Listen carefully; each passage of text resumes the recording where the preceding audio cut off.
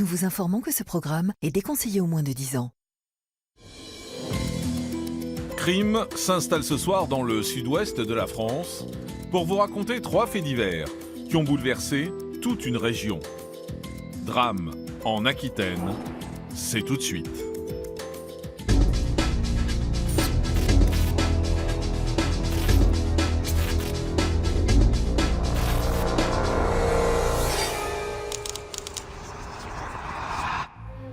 À 54 ans, Daniel est un patron de bar installé sur la Côte d'Argent. Connu et apprécié de tous, il a monté ce commerce avec son épouse, Christine. Et en 6 ans, ils se sont construits une véritable clientèle d'habitués. Mais le 23 septembre 2004, la vie du couple va soudain basculer. Il est 22 h quand Daniel, qui vient de faire la fermeture, est abattu d'une balle dans le dos. Alors, que s'est-il passé ce soir d'automne 2004 ? Pour quelle raison le patron de bar a-t-il été tué ? S'agit-il d'un braquage qui a mal tourné ou bien le meurtre du quinquagénaire a-t-il été prémédité ? C'est une chape de plomb qui tombe et les informations que nous recevons sont effectivement pour moi comme un coup de poignard, comme une gifle. C'est quelque chose que nous n'avons pas vu venir. Le 27 avril 2012, les policiers de Périgueux reçoivent un coup de téléphone de leurs homologues parisiens. Dans leurs locaux, Vincent, un jeune homme de 21 ans, dit vouloir porter plainte pour viol. Il accuse un homme de 40 ans de l'avoir agressé sexuellement à de nombreuses reprises entre 8 ans et 13 ans. Alors, qui est cet homme accusé des pires sévices ? Comment a-t-il pu profiter d'un enfant en toute impunité durant 5 longues années ? Et surtout, y a-t-il eu d'autres victimes ? Ils mettent la main sur plus d'une centaine de milliers de fichiers à caractère pédopornographique. Et ils estiment finalement qu'en une dizaine d'années, ce sont plus de 208 000 fichiers de ce type qui ont transité dans ses mains. C'est colossal. À 74 ans, Colette est une grand-mère aimante, très proche de ses petits-enfants. Vivant seule, elle a aussi pour habitude de se retirer de temps en temps dans sa maison de campagne. Mais ce 24 juillet 2014, le séjour tourne au drame. Et alors que les flammes ravagent la maison de Colette, elle reste injoignable. Alors, où est passée la septuagénaire ? Était-elle piégée à l'intérieur de la bâtisse en feu ?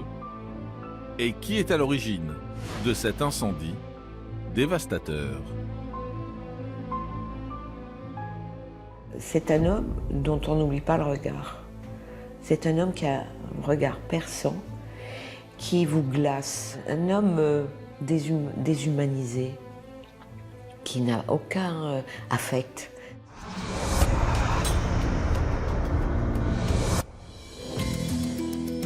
Crime se rend tout d'abord sur la Côte d'Argent, dans la commune de Mimizan.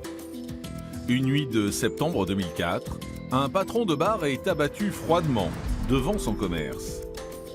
Découvrez cette histoire saisissante pour Crime.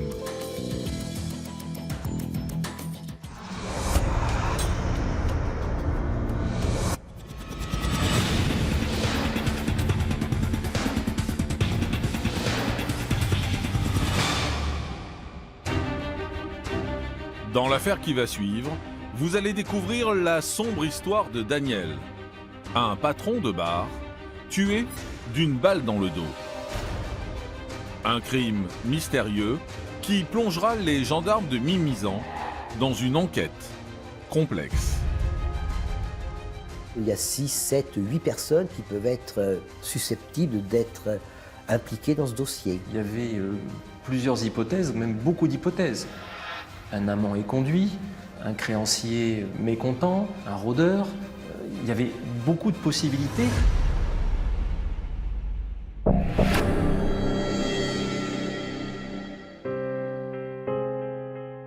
Nous Nous sommes à Mimizan, une station balnéaire touristique de 6900 habitants, située dans les Landes.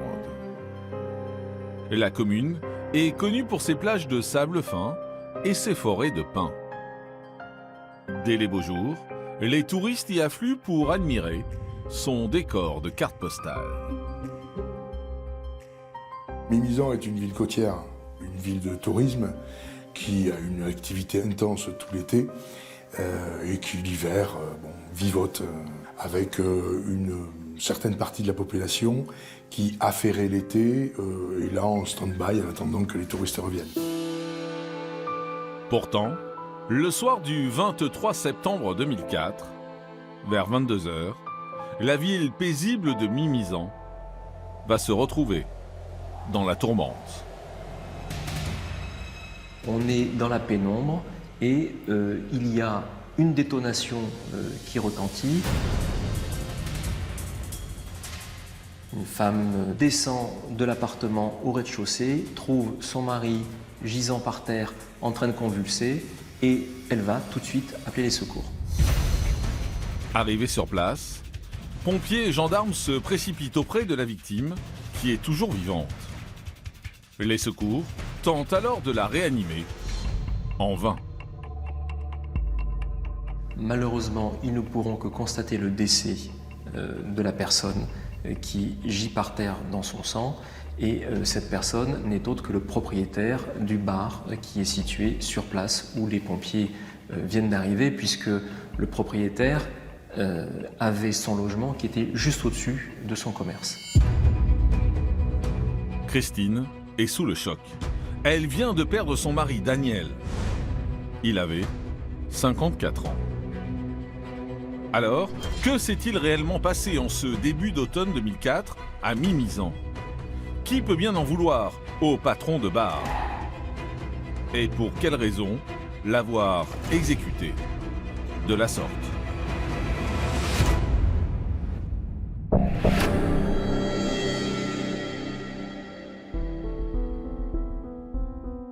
À Mimizan, les gendarmes procèdent aux premières constatations. Visiblement, le patron du bar a reçu une balle dans le dos. Sur place, au moment du drame, Christine, la femme de la victime, est interrogée. Elle va indiquer qu'elle était à l'étage avec sa fille qui dormait et qu'elle avait pris un somnifère et qu'elle était effectivement alitée, qu'elle a été réveillée par le bruit de la détonation. Toujours avec l'aide de Christine, les enquêteurs tentent alors de retracer les dernières heures de Daniel. Comme à l'accoutumée, le patron du bar va fermer le bar une fois que les derniers habitués auront décidé de partir. Et puis il va traverser la petite cour de gravier, allumer la lumière de la porte et du couloir qui le mène à l'étage pour monter dans son appartement, rejoindre femme et enfants. Mais Daniel n'aura pas le temps d'arriver chez lui, abattu froidement dans le dos par son agresseur. Les enquêteurs n'en sauront pas plus. Ils libèrent Christine, qui s'empresse d'alerter sa famille. J'étais tranquillement à mon domicile installé avec ma conjointe et sa maman à l'heure du repas. Le téléphone a sonné et j'ai été contacté par Christine qui m'a appelé pour m'indiquer qu'on avait tiré sur mon père et qu'il fallait que je me rende de suite à Mimizan. Emmanuel, alors âgé de 25 ans, est le fils aîné de Daniel, né d'une première union. Il habite à quelques kilomètres de Mimizan et arrive immédiatement sur place. Quand je suis arrivé, j'ai vu des cordons qui protégeaient la scène avec interdiction de s'en approcher. J'ai vu des gendarmes, je les ai interrogés pour savoir donc, ce qui s'était passé. Et là, un médecin du SAMU est arrivé et nous a informé donc, du décès de mon père. Pour l'entourage de Daniel, c'est l'incompréhension. Chacun essaye alors de trouver une explication. On pense à un braquage, on pense Oui, à toute possibilité par rapport à l'argent. Voilà, c'est la pensée qu'on avait prioritairement. Le principe du braquage d'un bar n'a rien d'aberrant. D'abord parce que ce sont des endroits où on dépense en liquide. D'autre part parce que c'est un bar où il y a une habilitation, une licence jeu. Autrement dit, beaucoup d'argent liquide qui circule. Et on pourrait imaginer effectivement qu'un cambrioleur quelconque, qu'un voleur de fortune puisse être intéressé par la sortie d'un bar. Mais les investigations des gendarmes vont mettre à mal cette première hypothèse. On retrouve de l'argent sur Daniel, on retrouve les clés du bar sur lui.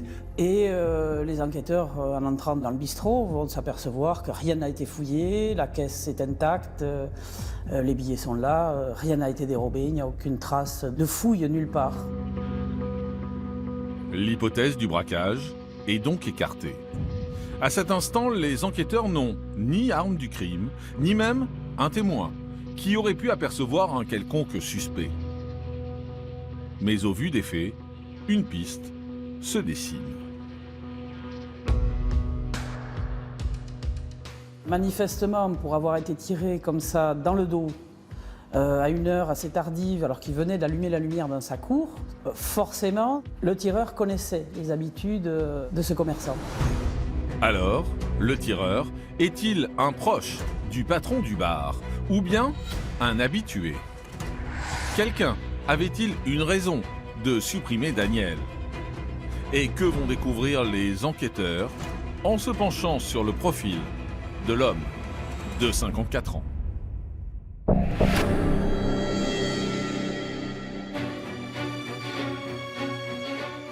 À Mimizan, Daniel est une véritable figure locale. Tout le monde le connaît. Enfant du pays, il a ouvert un bar-restaurant-hôtel il y a maintenant 6 ans avec Christine, sa nouvelle compagne. Christine était ouvrière et mon père donc lui aussi est rentré dans la même entreprise comme ouvrier aussi. Ils se sont rencontrés donc sur le lieu de travail. Suite à cette rencontre, une idylle est née et puis ils se sont mis en ménage. Et de leur discussion, de leur volonté à tous les deux, ils avaient toujours l'idée de reprendre une affaire et de monter une affaire d'un hôtel-bar-restaurant. Alors qu'ils travaillaient tous deux à l'usine, le couple s'unit et se reconstruit après un passé tumultueux. Ils ont des destins qui sont étonnamment parallèles. L'un comme l'autre a perdu son conjoint dans des conditions prématurées, accidentelles pour Daniel et de maladie pour Christine. Ils ont formé ce couple qui avait envie de sortir, je pense, d'une situation peu enviable d'ouvrier à l'usine. Et bon, c'était le moyen de s'élever que d'acheter ce fonds à tous les deux. Et donc, ils ont tout pour former une famille, une nouvelle famille. Véritable personnalité, Daniel attire la clientèle. Et très vite, le commerce fonctionne. Daniel, le patron du bar, c'est une figure sympathique. C'est quelqu'un qui a le cœur sur la main, qui a un relationnel très affectif avec l'ensemble de la clientèle qui lui est plutôt habituée, avec des gens qui lui font confiance. C'est une clientèle bigarrée, effectivement, clientèle qui porte des surnoms, qui renvoie des films policiers des années 50 ou à du Audiard. Il y a le Zouave, il y a le Marseillais, il y a le Mécano, il y a la Boule, il y a Ma Pomme, enfin voilà. Des surnoms qui sont un peu passés de mode et une faune qui joue un peu à se faire peur, de toute évidence. Mais ces hommes seraient-ils allés jusqu'à commettre l'irréparable? C'est ce que les gendarmes vont tenter de savoir en interrogeant les différentes connaissances de Daniel. On va passer en revue sa propre famille et l'intégralité des habitués et de la clientèle du bar. ce qui va faire beaucoup de personnes à entendre, avec beaucoup de versions diverses et variées. Elle va ressortir de l'interrogatoire des habitués la confirmation d'une gestion un peu calamiteuse de ses affaires par Daniel, puisque pour pouvoir maintenir à flot son bar, il a été contraint d'emprunter de l'argent un peu à droite à gauche, ce qui constitue des mobiles évidemment dans l'esprit des enquêteurs. En moins de 24 heures, la liste des suspects est conséquente pour les enquêteurs. Daniel a emprunté de l'argent à de nombreux clients et proches. Des sommes non remboursées qui pourraient monter jusqu'à 8 000 €. Mais les suspects ne sont pas inquiétés.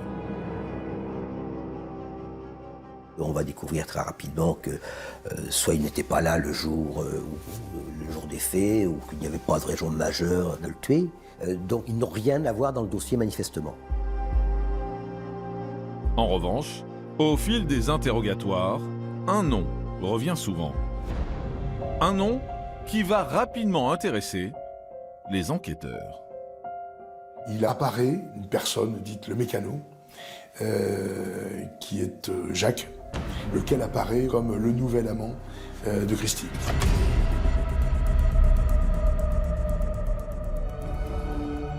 Concernant cet élément, Christine est à nouveau entendue par les enquêteurs. Christine va nier sa relation avec Jacques. Elle reconnaît une vie un peu tumultueuse, elle reconnaît un amant régulier avec lequel elle aurait rompu quelques mois auparavant. Alors, qui est Jacques, dit le mécano? Quel lien a-t-il véritablement avec Christine et Daniel?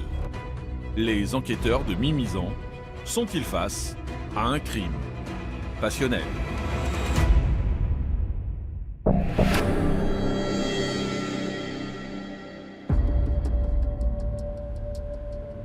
Deux mois après le meurtre du patron de bar, le tueur est toujours dans la nature. Tout comme l'arme du crime. À cette étape de l'enquête, les gendarmes se penchent sur le profil de leur suspect numéro 1, Jacques, dit le mécano. Jacques est arrivé assez récemment dans cette société déjà constituée d'habitués du bar. Il est mécanicien. Il a, semble-t-il, monté dans un village tout proche une activité de mécanique. Il a une présence assez imposante physiquement, et puis il est assez sûr de lui. Il s'est imposé petit à petit dans le café. Alors quand j'y venais, quand j'étais présent, il se faisait discret. Quand il m'apercevait, il repartait. Mais j'ai appris par la suite qu'en mon absence, il avait plutôt tendance à s'imposer, voire à passer derrière le bar et à se comporter presque comme le patron du bar. Il apparaît clairement que Jacques connaît bien Daniel. Habitant dans la ville voisine, il passe au café presque tous les jours de la semaine, après le travail. Quant à l'étude de son casier judiciaire, il interpelle les enquêteurs. Il va s'engager dans l'armée à 17 ans pour déserter purement et simplement, illégalement, dans les 2 ans qui vont suivre. Il collectionne 11 condamnations à son casier judiciaire. Les gendarmes de Mimizan s'interrogent. Jacques est-il vraiment le nouvel amant de la femme du patron, comme l'ont indiqué plusieurs clients? Et que faisait-il le soir du crime? Il reconnaît qu'il a eu une, peut-être 2 relations avec Christine, mais bon, il explique par ailleurs avoir eu des problèmes de santé, ce qui expliquait son absence du bar, remarqué d'ailleurs, la semaine précédant le crime. Il donne des emplois du temps qui le renvoient en Gironde, qui le renvoie chez sa compagne officielle et chez diverses connaissances pour chercher des pièces détachées, pour monter en moteur, enfin une activité très, très réglée qui de toute évidence ne devait pas, à défaut de vérification, lui permettre d'être présent ce soir-là à Mimizan. A priori, Jacques a un alibi. Les enquêteurs veulent alors en savoir plus sur la véritable nature de la relation entre les deux amants. Ils vérifient les conversations téléphoniques passées entre Christine et Jacques la semaine du crime. 3 jours avant le décès de Daniel, Christine et Jacques vont se téléphoner 72 fois. Et à partir du 23 septembre, c'est-à-dire à partir de la mort de Daniel, dans les 3 jours qui vont suivre, il ne va plus y avoir qu'une seule communication téléphonique, ce qui évidemment interpelle. Ce changement d'habitude questionne. D'autant plus que les jours qui suivent le meurtre de Daniel, les deux amants se sont visiblement rapprochés. De façon peu opportune et je dirais peu discrète, Jacques aura pris un logement pour s'installer avec Christine. Alors, pas à Mimizan, plus loin, dans une ville avoisinante, mais effectivement, ça intrigue énormément les enquêteurs et qui trouvent qu'elle se console assez vite du décès de son mari. Et ce n'est pas tout. En s'intéressant au patrimoine financier de Christine et Daniel, les gendarmes tombent sur un document qui les intrigue tout particulièrement. On découvre qu'une assurance vie avait été souscrite par Daniel quelque temps auparavant et que la seule et unique bénéficiaire de cette assurance vie, c'est Christine. Et que le montant de l'assurance vie peut permettre d'éponger les dettes du bar. Alors, Christine aurait-elle fomenté le meurtre de son mari? Son amant, Jacques, aurait-il servi de bras armé? Les enquêteurs réussiront-ils à délier le vrai du faux des différentes versions et connaître, enfin, la vérité?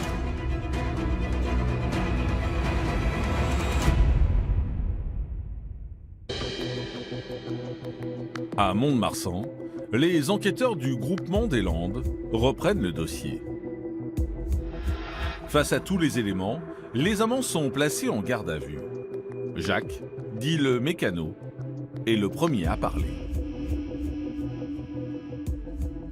Rapidement, il admet être l'amant de Christine, ce qui est un secret de polichinelle quand même, parce que, voilà, c'est pas le premier, et c'est une actualité que tout le monde connaît. Néanmoins, il va mettre à distance tout ce qui peut le lier à cet homicide. Si Jacques avoue être l'amant de Christine, il nie formellement son implication dans le meurtre de Daniel. Alors, les enquêteurs le confrontent aux écoutes téléphoniques et sa réaction ne se fait pas attendre. Il reconnaît très très vite les faits en disant oui, c'est moi qui ai tiré. Et il donne un certain nombre de détails où se trouvait le fusil qu'il a été chercher dans la voiture qui appartient à Christine. L'arme est une carabine 22 long rifle. Il l'a achetée chez un marchand d'armes 4 ans auparavant. Quant au scénario du crime, rien n'a été laissé au hasard. Il va guetter, grâce à diverses surveillances, l'heure prévisible de sortie de Daniel de son bar. Il va attendre, appuyé contre une voiture, que celui-ci soit en situation d'être tiré.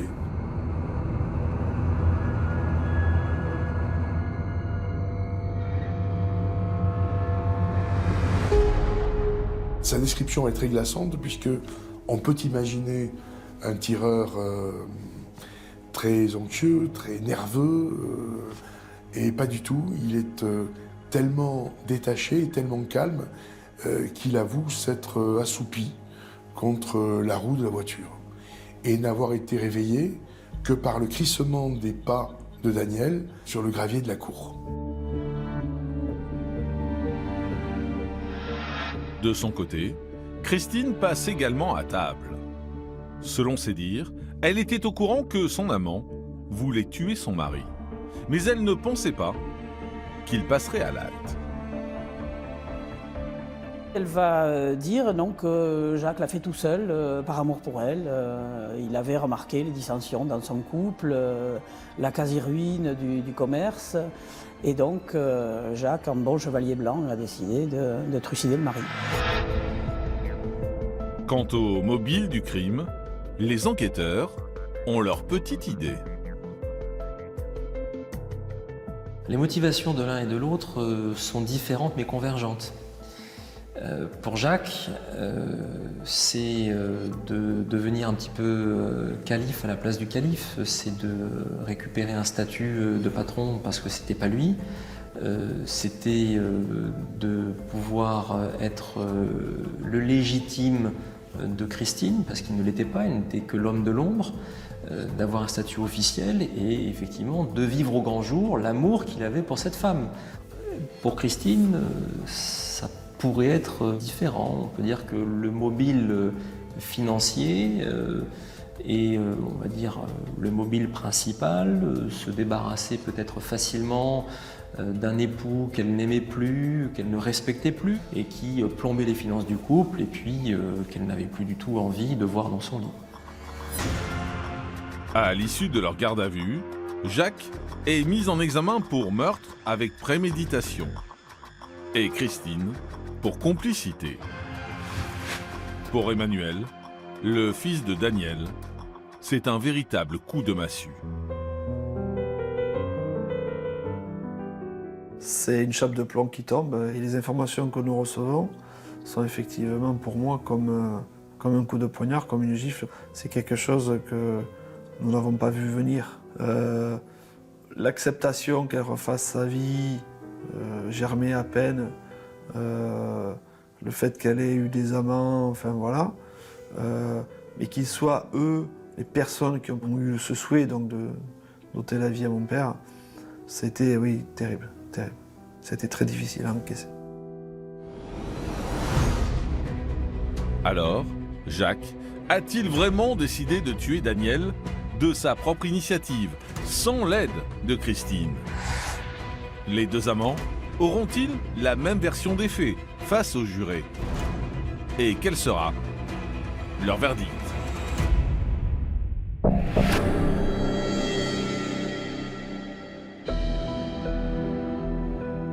Le 1er juin 2007, plus de 2 ans après l'assassinat de Daniel, le procès des deux amants s'ouvre devant la cour d'assises de Mont-de-Marsan.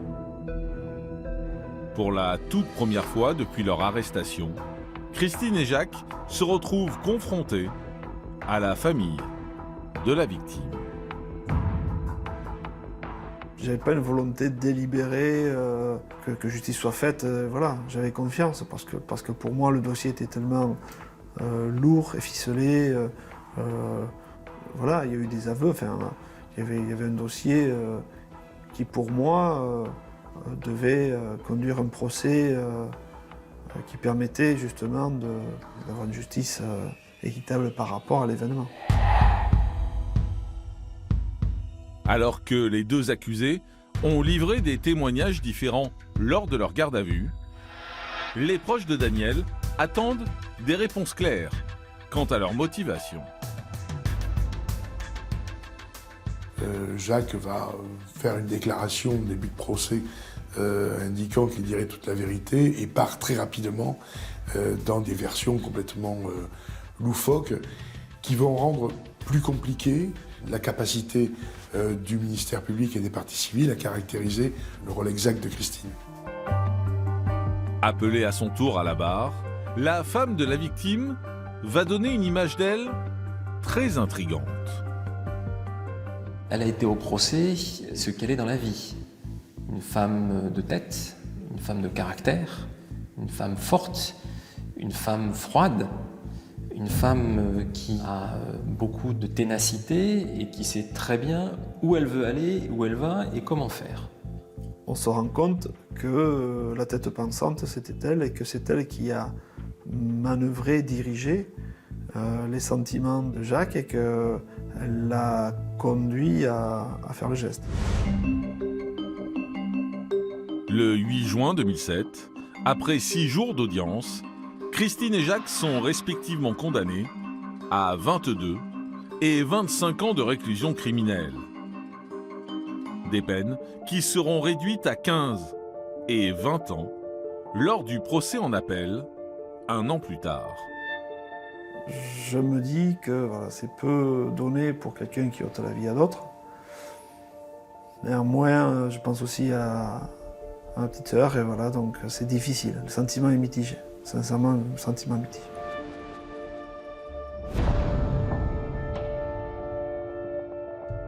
En 2012, 4 ans après cette dernière condamnation, Christine est libérée. Jacques, quant à lui, est sorti de prison en 2018 grâce aux remises de peine. Il aura passé en tout 14 ans derrière les barreaux.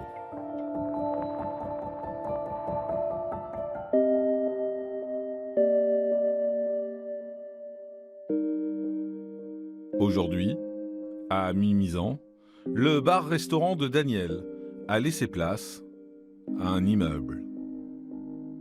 Pourtant, ni les habitants de la commune, ni la famille de la victime n'ont oublié l'homme qu'il était.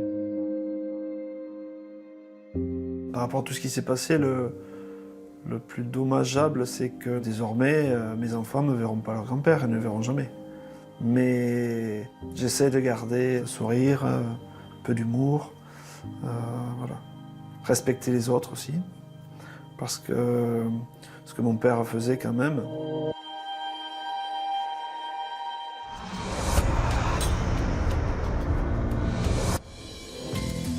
Crime se dirige maintenant à une centaine de kilomètres à l'est de Bordeaux, dans la ville de Périgueux. Au printemps 2012, une sordide affaire de pédophilie éclate au grand jour. Voici un document inédit pour Crime.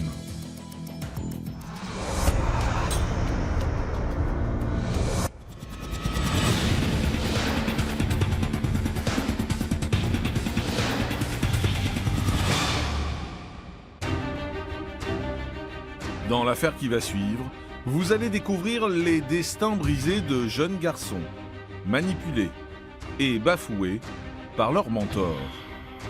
Une effroyable affaire criminelle qui a pourtant bien failli ne jamais être révélée. Il y a une véritable emprise psychologique, bien sûr. Des enfants et un adulte. Comment il peut en être autrement? Ça ne peut pas être autrement. La relation est totalement déséquilibrée. Il n'y a pas de relation. C'est un chasseur et c'est des proies. Un prédateur des proies.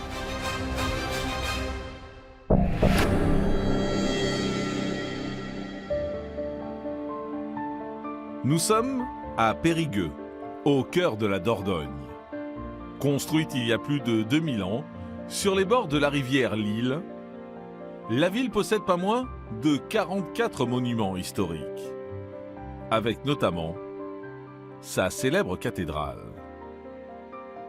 C'est une petite ville de province, une petite préfecture, 30 000 habitants, une centaine de milliers si on y ajoute l'agglomération. Ce qui est sûr, c'est que c'est la capitale de la Dordogne, la grande ville de la Dordogne. Il y a une cité gallo-romaine, il y a un musée, une belle petite ville où c'est très très agréable de vivre. Mais au printemps 2012, la plénitude périgourdine va être mise à mal. Au matin du 27 avril, le commissariat de la ville reçoit un appel de la brigade de protection des mineurs de Paris. Dans leurs locaux, un jeune homme de 21 ans, que nous appellerons Vincent, veut déposer plainte. Il relate les faits en indiquant que pendant plusieurs années, il est victime dans un premier temps d'agression sexuelle et de viol de la part de cette personne qui, en plus, à l'époque, est en lien avec les enfants. Ces viols, dénoncés par Vincent, ont été commis il y a 13 ans, dans la commune de Périgueux. Alors, que s'est-il réellement passé durant son enfance? Pourquoi avoir attendu si longtemps avant de se confier? Et qui est cette personne que le jeune homme accuse?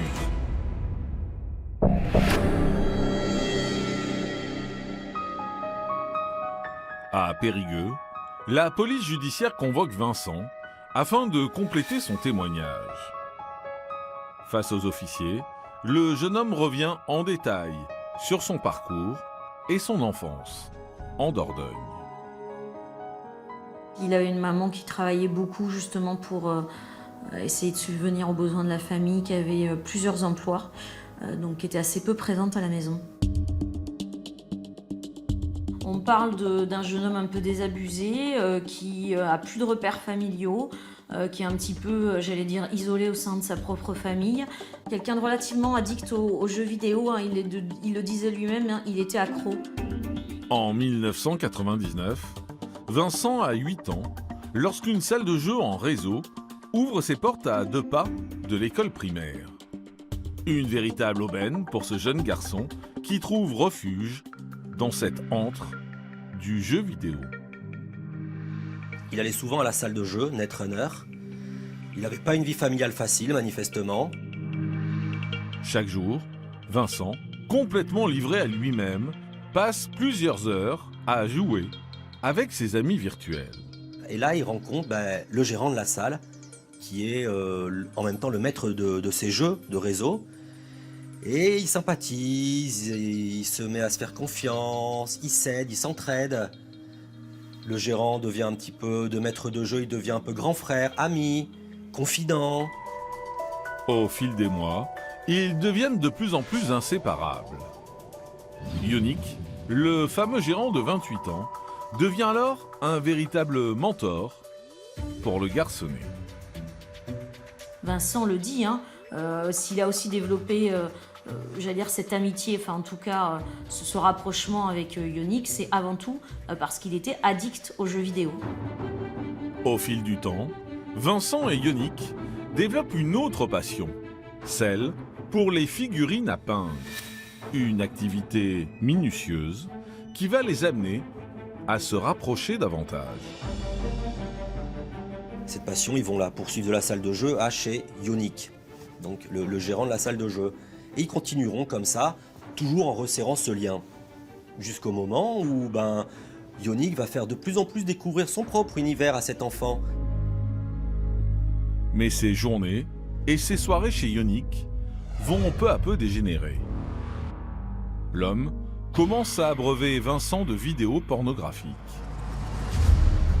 La sexualité qu'ils voient à la télé, c'est celle que Yannick va leur présenter. C'est celle d'enfants mineurs qui pratiquent des actes sexuels, mais de manière très édulcorée. C'est pas des images, c'est pas du gore, c'est pas du trash. Non, mais ça reste de la pédophilie brute. Des viols d'enfants, on parle de ça. Mais ce n'est pas tout. Yannick organise également dans le huis clos de son appartement des jeux, pour le moins obscènes. Cap, pas cap, action, vérité, des choses comme ça. Quand on dit action, c'est caresse-moi la jambe, l'entrejambe, l'oreille, un baiser, une embrassade, baisse ton pantalon. Et de fil en aiguille, on en arrive à des jeux de plus en plus érotisés, même s'ils étaient en réalité dès le départ érotisés ces jeux, mais de manière bien plus manifeste, jusqu'au moment où on va arriver à des actes. C'est un engrenage qui est assez étonnant, cette progression lente vers le viol, et où là on sent que Vincent est entre guillemets pris au piège parce que c'est à ce moment-là où il ne peut plus parler. On sent qu'il disait qu'il était plus rien. Durant 5 longues années, Vincent subit les assauts de son mentor. Il le vit de plus en plus mal. Chez lui, il parle plus. Il se renferme sur lui et il est prisonnier d'une mâchoire qui s'est refermée. Cette mâchoire, c'est Yannick. Ce n'est qu'à l'âge de 13 ans que Vincent cesse finalement de fréquenter Yannick et la salle de jeu en réseau. Complètement perturbé, l'adolescent se réfugie alors dans les stupéfiants. À sa majorité, il déménage à Paris, mais ne parvient pas à échapper à ses vieux démons.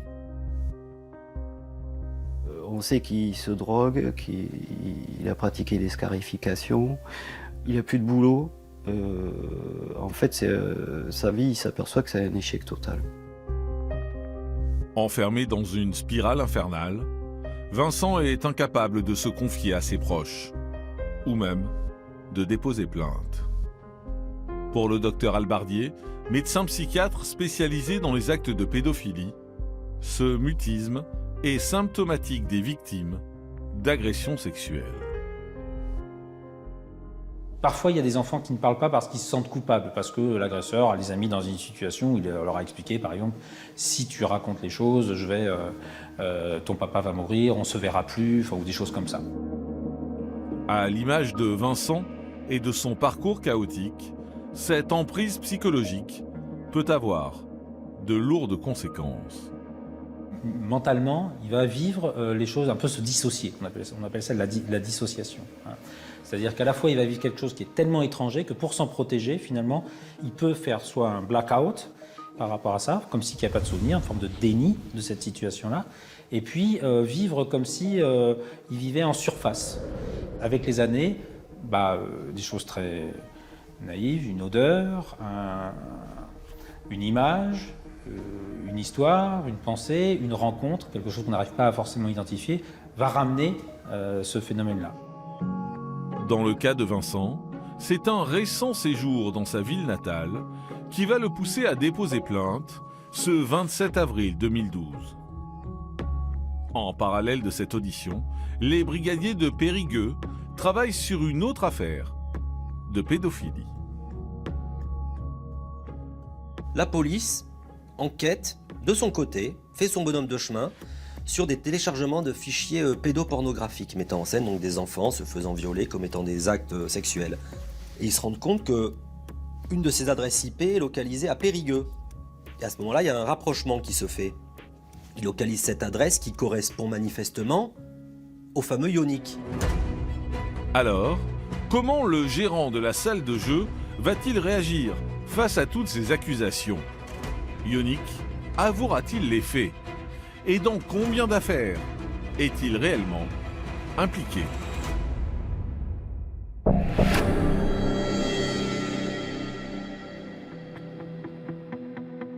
Aux yeux des enquêteurs, Ionic, 40 ans, apparaît désormais comme un dangereux prédateur. Pourtant, l'homme n'a pas de casier judiciaire et n'a jamais fait parler de lui. Il a grandi à Périgueux, dans une famille équilibrée, aux côtés de son frère cadet. Il n'a aucun problème durant son enfance. Il est bien entouré par des parents attentifs, aimants et attentionnés. Et il n'a subi lui-même aucune maltraitance physique, psychologique ou sexuelle. Mais dès son plus jeune âge, il subit de lourdes opérations chirurgicales. C'est un enfant qui est né avec un micro-pénis.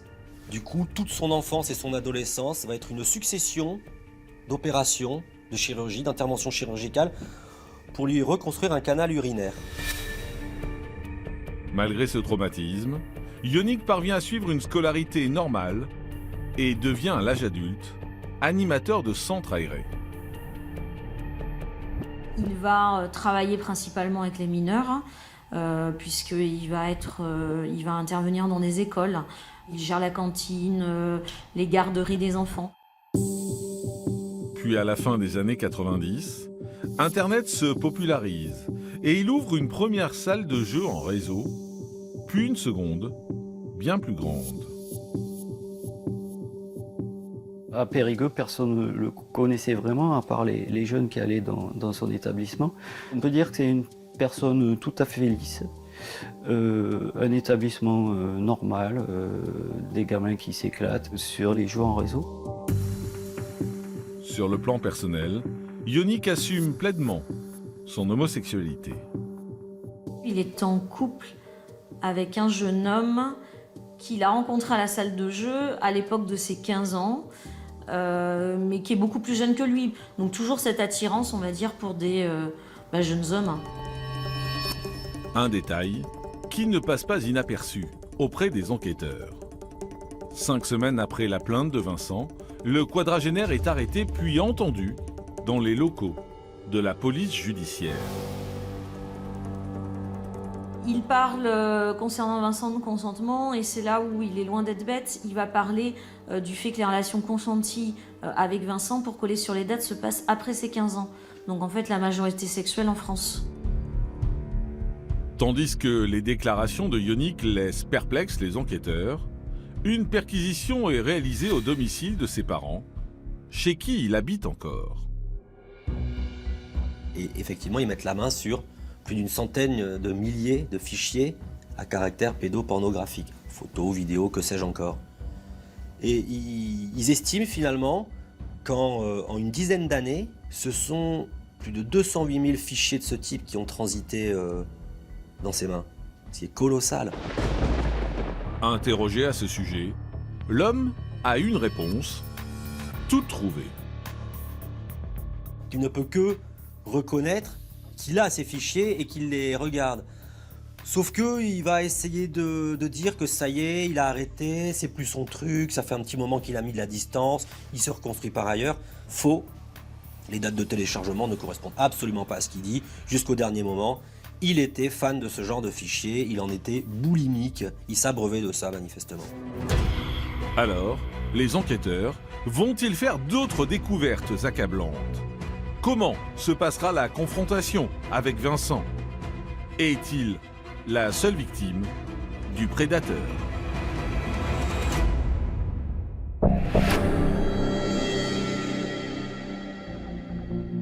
À Périgueux, après 24 heures de garde à vue, les policiers veulent pousser Yonnick dans ses retranchements. Et pour cela, ils organisent une confrontation avec Vincent, sa victime présumée. C'est toujours un moment important lors d'une enquête. C'est là vraiment où on voit les sentiments des deux, où la personne peut craquer. Le moment où les enquêteurs commencent à sentir si oui ou non il y a affabulation. Le cas de Vincent est particulier parce qu'on voit que ça dure depuis très longtemps. Mais rien n'y fait. L'ancien responsable de la salle de jeu continue d'affirmer que ses rapports avec Vincent étaient consentis. Il y a toujours une reconnaissance à demi-mot, voire pas de reconnaissance, et toujours une façon de se déculpabiliser ou tenter de justifier ses faits. Voilà, donc ça a toujours été ça, c'est toujours mais je lui donnais de l'argent, mais j'ai fait ça pour lui, mais il était en difficulté. On est toujours un petit peu dans ce mode de défense en fait, un petit peu, de ne pas reconnaître en totalité. Pour les enquêteurs, Yonnick ne dit pas toute la vérité. Ils en sont d'autant plus persuadés que Vincent leur a fait de nouvelles révélations. Il se retrouve avec un ami chez Yonnick, où Yonnick, qui lui ne s'alcoolise pas, les alcoolise, enfin en tout cas leur propose de l'alcool. Et puis même ça ira jusqu'à des fellations réciproques. Cette nouvelle victime, que nous appellerons Antoine, était âgé de 15 ans au moment des faits, à l'été 2004. Face aux policiers, Vincent raconte que cette énième agression sexuelle a eu l'effet d'un véritable électrochoc sur eux. Et là, ils se regardent et ils disent non, stop, on arrête. Et s'il n'y avait pas eu cet événement, peut-être que ça aurait duré encore plus, on ne sait pas. Le 6 juin 2012, après 48 heures de garde à vue, Yonnick est mis en examen pour détention et diffusion de fichiers pédopornographiques, corruption, agression sexuelle et viol sur mineurs de moins de 15 ans. Le 25 juin, Antoine décide, à son tour, de déposer plainte. Je pense qu'il se sentait victime isolée, sans dire que l'une des plaintes soutenait l'autre. C'était aussi pour dénoncer des faits graves et éviter que de nouvelles victimes soient faites. Au commissariat, Antoine explique comment, adolescent, il est tombé entre les griffes de ce prédateur. Il va commencer donc à fréquenter cette salle de jeux vidéo et j'allais dire dans le même processus qu'avec Vincent, commencer à sympathiser avec Yonick, qui va un peu le prendre sous son aile, qui va être un petit peu la figure paternelle qu'il n'avait plus, l'emmener au restaurant, lui donner un peu d'argent et de façon insidieuse, le contexte sexuel va se mettre en place. Les similitudes avec l'histoire de Vincent sont saisissantes. Suite au témoignage d'Antoine, Yonick est auditionné une nouvelle fois. Il prétendra qu'avec Vincent c'est une relation amoureuse. Avec Antoine, il dira alors là carrément que c'est pour l'éduquer sexuellement. Ou voire même pour tenter avec Antoine des choses qu'il fera avec Vincent. Pour les enquêteurs de la police judiciaire de Périgueux, le profil de Yonick semble de plus en plus inquiétant. Comme toutes les victimes un peu de Yonick, plutôt des jeunes un peu isolés, timides, renfermés sur eux, pas des jeunes, on va dire, très expansifs dans leur vie. Il y a une véritable emprise psychologique, bien sûr. Des enfants et un adulte. Comment il peut en être autrement? Ça peut pas être autrement. La relation est totalement déséquilibrée. Il n'y a pas de relation. C'est un chasseur et c'est des proies. Un prédateur des proies. Alors, que va révéler la suite de l'enquête? Depuis combien de temps Yonick sévit-il? Et quelles seront les conclusions des expertises psychologiques?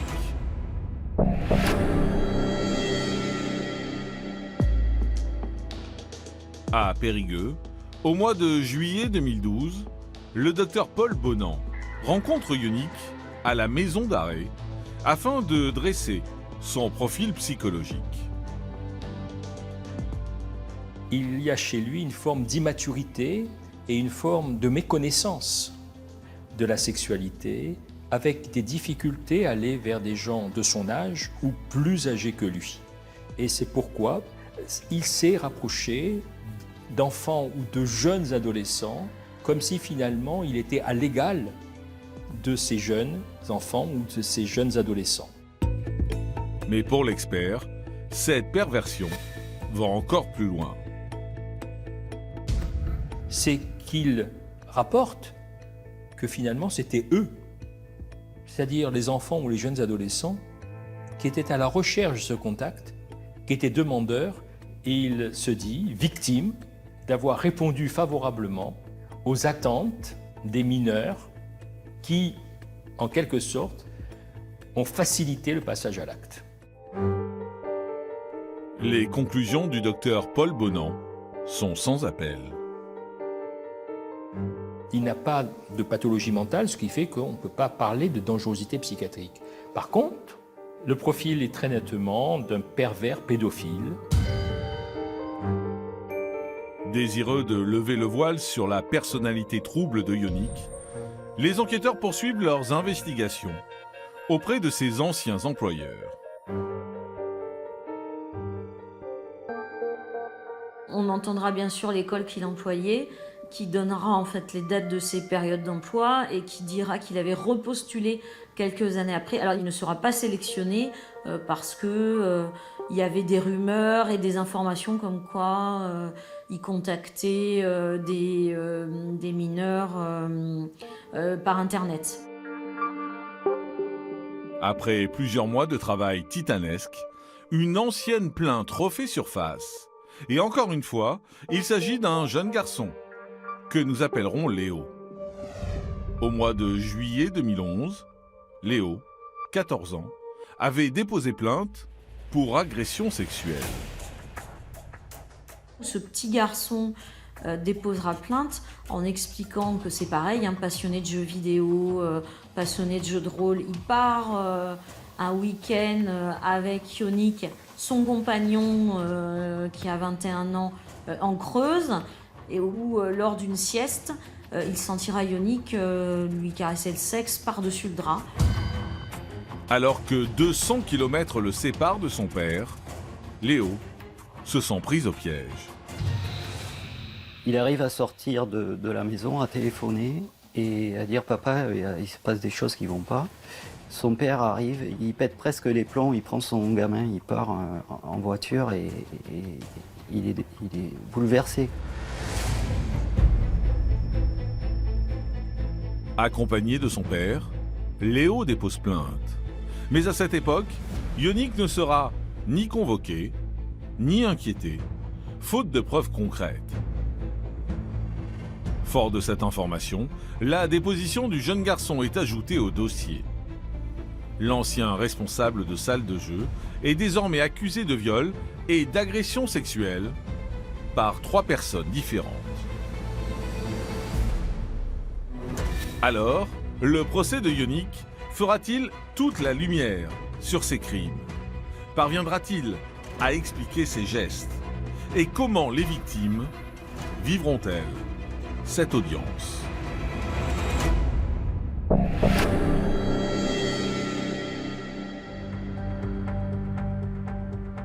Le jeudi 11 septembre 2014, plus de 2 ans après le début de l'instruction, le procès tant attendu du pédophile de Périgueux s'ouvre aux assises de Dordogne. Il y a une sorte de chape de plomb qui se pose sur la salle d'audience et c'est toujours très difficile. Assis sur le banc des parties civiles, aux côtés des 2 autres victimes, Vincent, 23 ans, se prépare à affronter son bourreau. C'est quelqu'un qui est fragile parce que c'est l'histoire de sa vie. C'est pas aussi évident d'être là devant ses juges et, j'allais dire, devant un jury et éventuellement du public pour raconter ce qui s'est passé. Je crois que c'est quelqu'un qui attendait réellement le procès pour avoir une vraie reconnaissance de sa qualité de victime. Tour à tour, Vincent, Antoine et Léo trouvent le courage de raconter leur histoire à la barre. Les témoignages qui se succèdent, c'est toujours poignant, c'est toujours très très dur. Tout le monde est silencieux. Ils espèrent avoir une reconnaissance pleine et entière de la responsabilité de Yonnik et ils vont pas l'avoir. Ils vont avoir quelqu'un qui est derrière un mur, qui reconnaît à demi-mot, qui minimise, qui, le font beaucoup les accusés, va un petit peu culpabiliser les victimes en indiquant qu'elles ont participé aux faits. Yonnik va encore plus loin et prétend même avoir eu des relations amoureuses avec eux. Pour lui, c'est pas un adulte, Yonnik. Quand il est dans des rapports sexuels, pour lui, c'est un garçon. Donc il trouve ça normal. Sauf que durant tout le procès, il a fallu expliquer que non, c'est pas normal d'avoir des relations sexuelles avec des jeunes garçons. C'est seulement après 3 jours d'audience que Yonnik esquisse un début de regret. Finalement, après le réquisitoire implacable de l'avocate générale, implacable, les faits sont là, il n'y a rien à dire. Il sera bien obligé de reconnaître que oui, effectivement, il a fait ça et surtout que ça ne se fait pas faire ça. Surtout que ça ne se fait pas. Le lundi 15 septembre 2014, Yonnik est condamné à 12 ans de prison, ainsi qu'à un suivi socio-judiciaire de 10 ans, et l'interdiction d'exercer toute activité en lien avec des mineurs. Les parties civiles sont, contentes du résultat. Après, c'est une page qui se tourne, le procès se finit. Après, il y a toute la reconstruction, personnelle à entreprendre.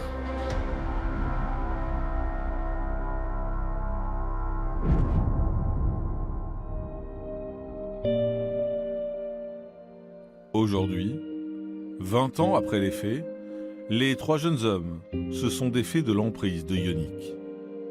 Vincent est installé à Paris et a retrouvé un équilibre familial. Antoine s'est marié et poursuit une activité de développeur web. Léo, quant à lui, vit entouré de ses proches à Périgueux.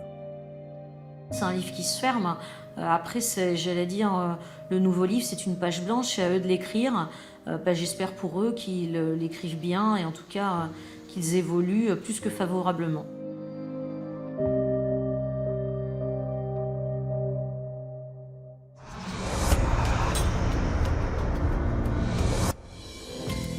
Crime, se rend maintenant à Saint-Magne, en Gironde.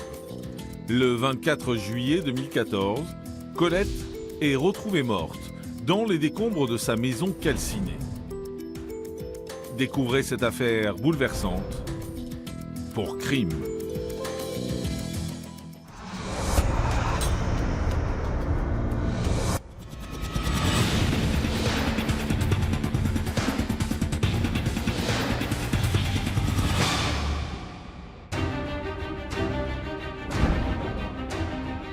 Dans l'affaire qui va suivre, vous allez découvrir le destin tragique de Colette, une retraitée portée disparue suite à l'incendie de sa maison.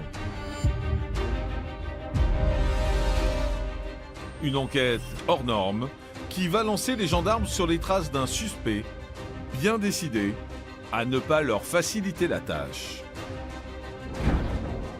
Lorsqu'il les voit, il prend la poudre d'escampette. S'ensuit une course-poursuite digne des films, au cours de laquelle il va prendre tous les risques possibles et imaginables pour fuir. Certains gendarmes d'ailleurs seront percutés dans cette action et il réussira encore une fois à disparaître.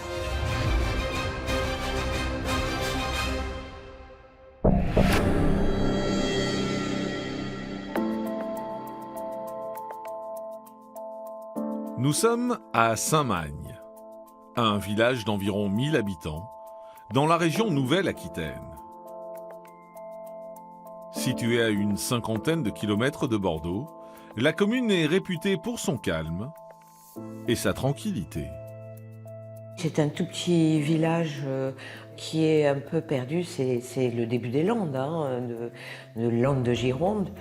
Donc c'est très isolé, ce sont les gens qui veulent vivre à la campagne, qui vivent là. C'est une commune où il ne se passe pas grand-chose, si ce n'est qu'il fait bon vivre. Il n'y a pas proprement parlé de difficultés particulières dans cette ville.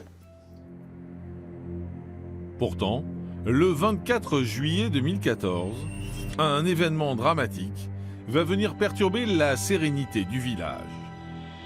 Et tout commence par un fait plutôt inhabituel. Vers 21h, une automobiliste signale un feu de forêt sur la commune de Saint-Magne. Rapidement, les pompiers sont dépêchés sur place et se rendent compte qu'il ne s'agit pas d'un feu de forêt, mais de l'incendie d'une habitation. Pour les hommes du feu, il y a urgence. Quelqu'un pourrait bien être resté bloqué à l'intérieur de la maison.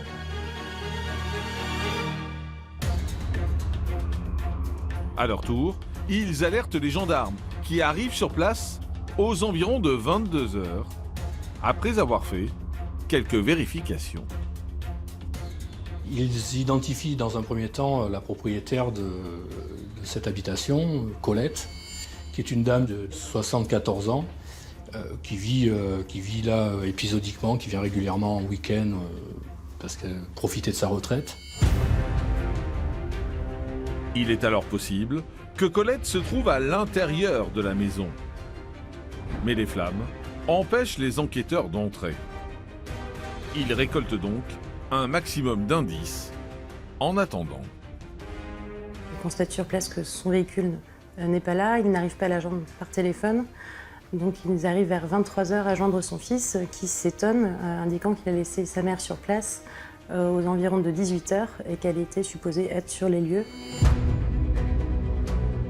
Les gendarmes redoutent le pire, mais ils ne peuvent poursuivre leurs investigations, toujours bloqués par les flammes, qui continuent à ravager la bâtisse. Impuissants, ils doivent attendre que les pompiers réussissent à maîtriser le feu. Alors, Colette est-elle prisonnière des flammes? Est-elle toujours vivante? Et quelle est la nature de cet incendie dramatique?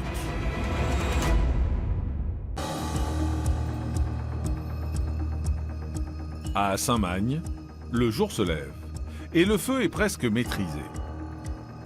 Les enquêteurs font alors une découverte inquiétante à proximité de la maison. très rapidement va être découvert le téléphone portable qui reste allumé de Colette, qui se situe à une trentaine de mètres dans l'herbe. La retraitée aurait-elle perdu son portable en voulant échapper à son agresseur? Il est 11 h quand les enquêteurs peuvent enfin entrer dans la maison, ou du moins, ce qu'il en reste. Et très vite, un détail attire leur attention. Il y a des départs de feu qui semblent avoir été simultanés à des endroits différents, donc ce qui laisse à penser qu'il s'agit d'un incendie à nature criminelle. Les enquêteurs sont donc bien face à une scène de crime. Mais où se trouve Colette? C'est en pénétrant dans la cuisine qu'ils font face à l'horreur. Ils vont faire une macabre découverte puisqu'ils vont découvrir un corps, visiblement d'une femme. Un corps calciné qui est un peu caché sous une porte de frigo. Selon les enquêteurs, il ne fait aucun doute qu'il s'agit du corps de la retraitée. La victime est envoyée à l'Institut médico-légal pour y être autopsiée et identifiée. Colette, c'est une femme qui a mené une vie tout à fait banale, j'ai envie de dire, qui a été mariée, qui a eu donc ses enfants, qui a travaillé comme agent d'entretien, qui a pris sa retraite. Fille unique, Colette a toujours vécu en Gironde. Mariée à Gérard, elle est mère de 2 enfants, Patricia et Didier. Divorcée et après 30 ans de carrière, elle s'installe dans une maison à Blanquefort, en banlieue bordelaise, pour profiter d'un cadre de vie bucolique.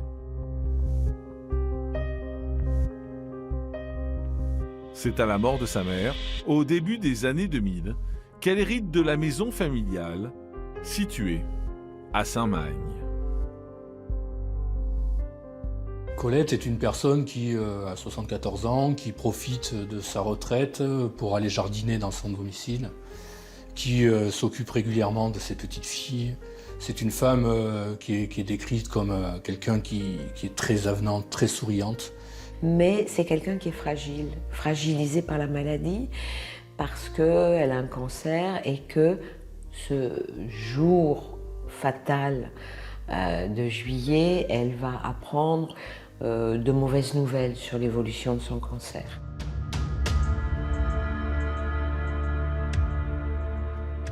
Les enquêteurs sont perplexes. Qui aurait pu en vouloir à cette retraitée sans histoire et dont les jours étaient comptés? N'ayant que peu d'indices, ils commencent par interroger les voisins de la victime. Très vite, un couple de retraités affirme avoir croisé un individu, pour le moins intriguant.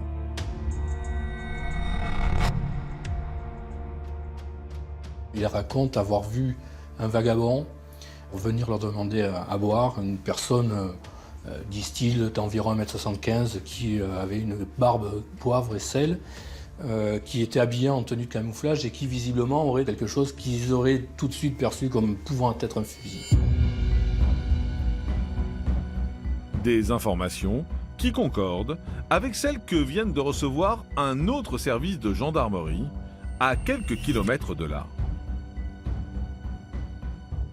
Les gendarmes ont été dépêchés sur place et ils se sont rendus compte qu'au sein de la Perlombière, quelqu'un s'était introduit et avait dérobé certains éléments, notamment des cartouches de chasse, notamment un pantalon de treillis.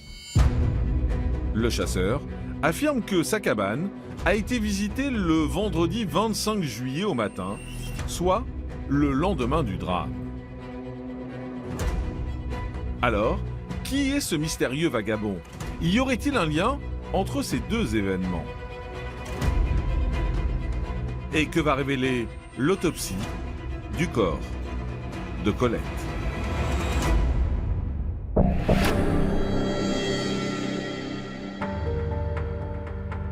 À la brigade de Belin-Bélier, Le rapport d'autopsie vient d'arriver sur le bureau des gendarmes. Le médecin légiste confirme les soupçons des enquêteurs. Il s'agit bien du corps de Colette. Quant aux causes de la mort, elles sont très claires. Il a été retrouvé donc 2 impacts de balles au niveau de l'abdomen, un impact plus important au niveau de l'aorte. A priori des conclusions définitives et il s'avère que la victime est décédée donc d'un choc hémorragique à ce niveau-là. Elle est morte avant l'incendie, parce qu'on ne retrouve pas de traces de fumée dans les voies aériennes. Elle avait une phobie du feu et son angoisse, c'était d'être incinérée. C'est un détail affreux, hein, parce que c'est effectivement le sort qui lui sera réservé. Le médecin légiste précise également que les balles provenaient d'un fusil de chasse. Pour les gendarmes, la présence du vagabond sur les routes près de Saint-Magne et le meurtre ne sont donc plus une coïncidence. Il faut donc mettre la main sur ce mystérieux suspect. Et justement, dans la soirée du 25 juillet, un nouveau témoignage leur parvient. Il s'agit du témoignage de Benjamin qui vient raconter qu'il connaît certains François qu'il aurait vu passer avec un véhicule correspondant ou pouvant correspondre à celui de Colette.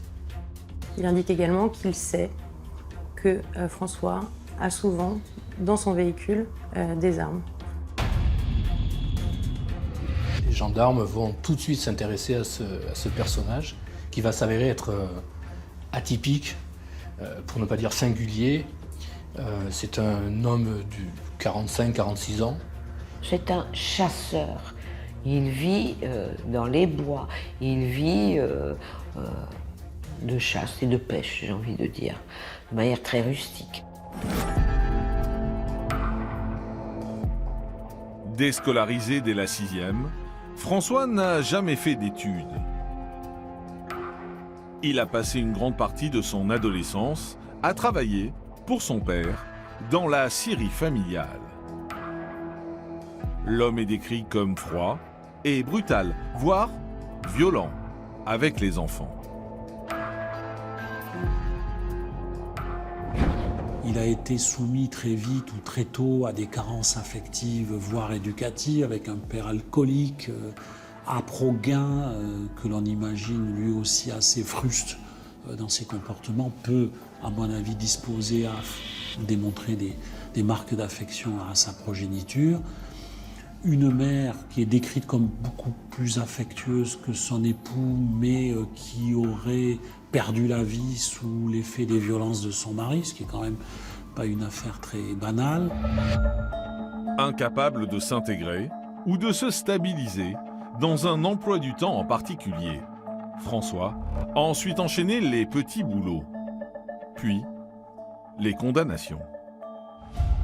Très rapidement apparaît un parcours pénal extrêmement lourd et qui est marqué de manière constante par le déni de l'intéressé sur toutes les condamnations qu'il a subies.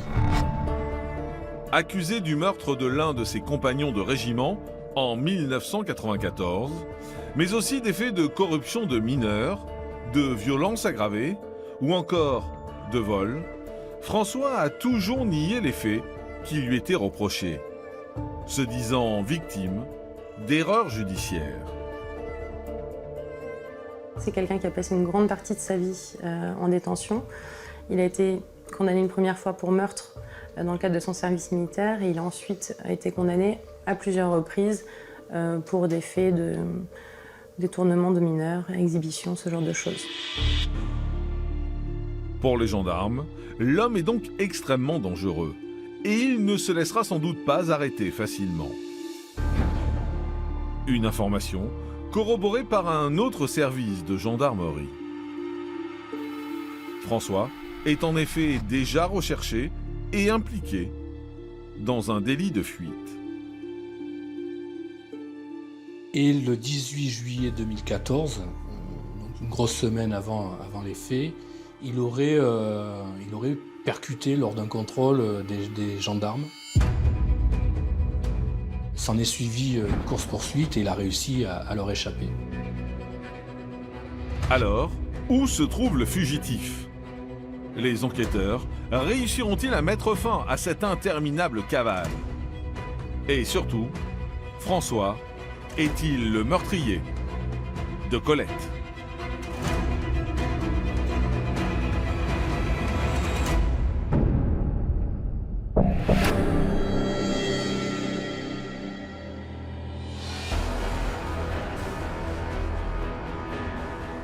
À Belin-Bélier, les enquêteurs se mobilisent pour retrouver la trace de François. Avec l'appui de plusieurs autres brigades, ils mettent en place un vaste dispositif de surveillance. Et bientôt, leurs efforts sont récompensés. Le 28 juillet, les gendarmes vont repérer François qui est sous un pont. Lorsqu'il les voit, il prend la poudre d'escampette avec le véhicule de Colette. S'ensuit une course-poursuite digne des films, au cours de laquelle il va prendre tous les risques possibles et imaginables pour fuir. Certains gendarmes d'ailleurs seront percutés dans cette action. Et il réussira encore une fois à disparaître. 4 jours après les faits, François est une nouvelle fois aperçu.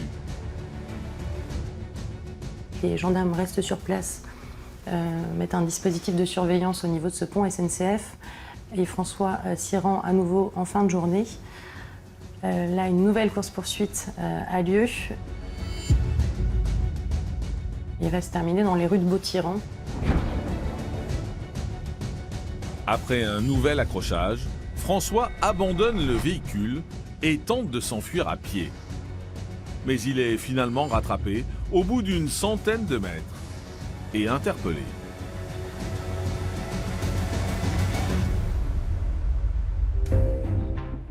Les enquêteurs procèdent alors à la fouille du véhicule de Colette. On va retrouver des cartouches, on va retrouver un treillis, on va retrouver un couteau laguiole. Des éléments qui concordent avec ceux déclarés volés, mais aucune trace du fameux fusil de chasse. Dès le soir même, François est placé en garde à vue. Il va nier totalement être d'une façon ou d'une autre responsable de la mort de Colette.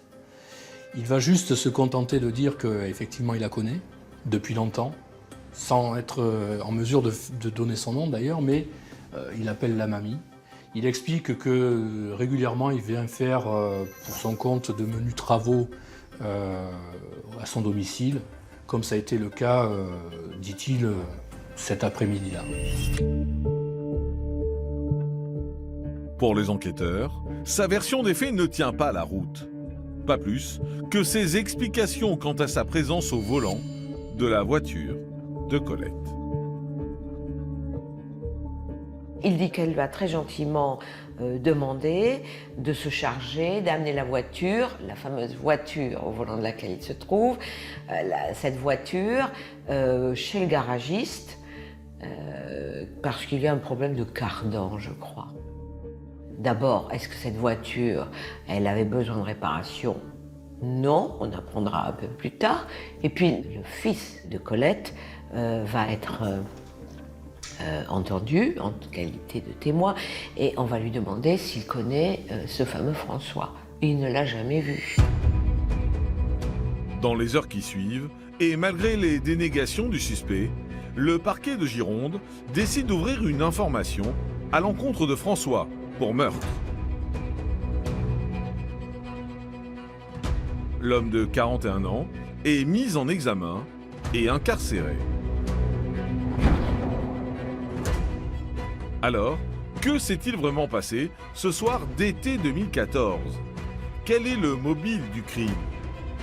Quant à François, finira-t-il par dire la vérité?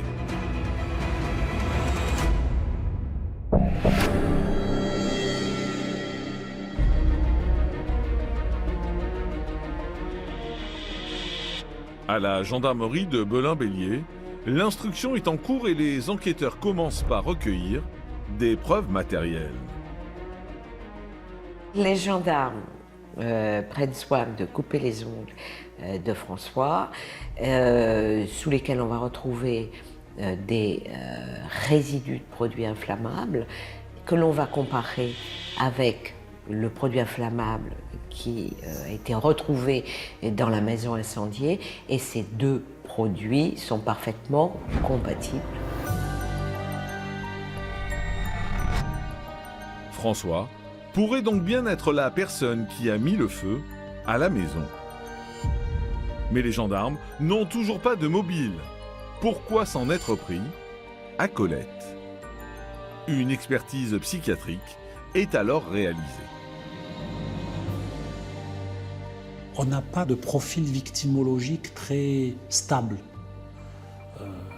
C'est à la fois un jeune militaire, puis une dame plus âgée, puis une jeune femme, puis des enfants impubères. Donc, on a l'impression d'une sexualité comme ça qui se cherche, qui à l'évidence ne s'est pas trouvée. Si Colette n'a pas subi d'agression sexuelle, ce n'est pas le cas de toutes les victimes de François. Et d'après le psychiatre, ce profil est particulièrement alarmant. On a l'association d'une personnalité psychopathique et ce qu'on pourrait quasiment appeler des perversions sexuelles, et surtout, ce qui m'est apparu comme extrêmement inquiétant, l'association de la sexualité et de la violence. Donc moi j'ai conclu, lorsque j'ai eu à résumer mon examen, à un profil très proche effectivement des tueurs en série. Si l'analyse psychiatrique est indiscutable, certaines preuves matérielles manquent encore au dossier. Un premier élément qui a été évoqué, c'est l'absence de sang, donc absence de sang de la victime sur les vêtements de François. Autre élément, c'est l'ADN. Aucun ADN n'a été retrouvé qui permettrait finalement de le relier directement au meurtre de Colette.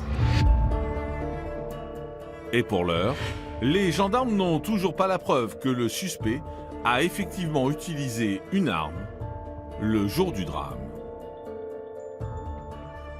Si François avait véritablement, avec un fusil, tiré sur Colette, on aurait forcément des résidus de traces de tir sur ses mains, sur ses vêtements, sur sa barbe, sur ses cheveux. Or, les seuls résidus qu'on a pu trouver, ce sont des résidus sur le pantalon. Or, le pantalon qu'il portait, c'est un pantalon qu'il aurait dérobé quelques jours auparavant au sein d'une palombière. Palombière, c'est un lieu de chasse, donc forcément, tous les vêtements qu'on peut trouver dans une palombière vont avoir des résidus de traces de tir. Alors, François est-il le meurtrier de Colette? Quelle sera sa version face aux jurés? Finira-t-il enfin par dire la vérité?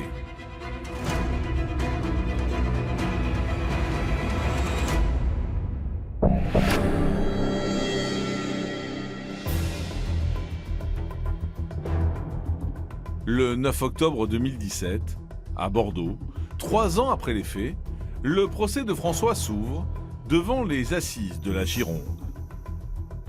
Pour les proches de la victime, cette audience est l'occasion de comprendre ce qui est vraiment arrivé à Colette. Quelle que soit la dureté de ce que l'on peut entendre, ils ont toujours envie de savoir quels ont été les derniers instants d'un proche qui leur a été enlevé avec autant de brutalité. Face aux jurés, dans le box des accusés, François ne laisse filtrer aucune émotion. C'est un homme dont on n'oublie pas le regard. C'est un homme qui a un regard perçant, qui vous glace, un homme déshumanisé, qui n'a aucun affect. Au fil des audiences, le suspect se contente de toiser les parties civiles, refusant de faire le moindre commentaire sur ce qui est dit. François, pendant tout son procès, est resté muet. Il n'a répondu à aucune question. Il n'y avait pas de témoin. Il n'y avait pas de témoin. Il n'y a que lui qui pouvait donner un minimum d'explications. Mais comme de toute façon, depuis le début, il nie, on n'était pas non plus très surpris. Dès qu'il s'exprimait, il a eu l'impression que de toute façon, c'était acquis qui était coupable. Donc il n'a pas souhaité revenir forcément sur ses déclarations. Pour lui, le procès était déjà fait avant même le procès d'assises au regard de son casier judiciaire. Après 5 jours de procès, la cour d'assises de Bordeaux condamne François à la réclusion criminelle à perpétuité, assortie d'une peine de sûreté de 22 ans. Il a accueilli ce verdict avec la même attitude qu'il aura eue pendant tout le procès, sans un mot, sans un geste, sans un cri, comme s'il avait été sûr de l'issue de ce procès. Une condamnation amplement méritée, selon les proches de Colette. La famille est soulagée en se disant il s'en est pris à notre maman, les petits-enfants certains sont adolescents, il s'en est pris à notre grand-mère, eh bien il s'en prendra plus à personne d'autre.